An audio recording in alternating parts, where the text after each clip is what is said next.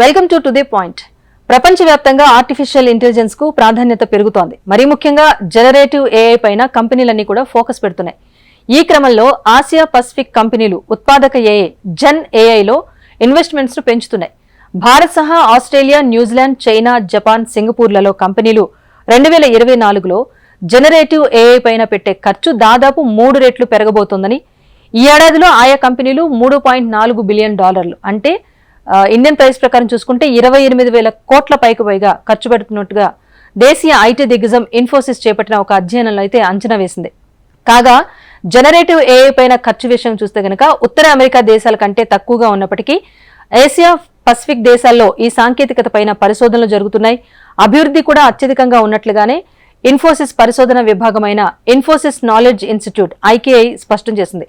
Australia, New Zealand, China, Japan, Bharat, Singapore దేశాల్లోని 1000 మందికి పైగా బిజినెస్ లీడర్లు, ఏఐ పరిశోధకులతో ఇన్ఫోసిస్ ఈ సర్వే చేపట్టింది. ఆసియా పసిఫిక్ ప్రాంతంలో జనరేటివ్ ఏఐ పైన భారీగా పెట్టుబడి పెడుతున్న దేశాల్లో ఇప్పటికీ అగ్రగామిగా చైనా ఉంది. ఈ ఏడాది చైనా కంపెనీలు ఈ టెక్నాలజీపై పెట్టే ఖర్చు 160% పైగా పెరిగి $2.1 బిలియన్ చేరుకోనుంది. అయితే దీని ప్రభావం ఉద్యోగాలపైన ఖచ్చితంగా ఉంటుందన్న ఆందోళన ఇటు ఉద్యోగులను కలవరపెడుతోంది.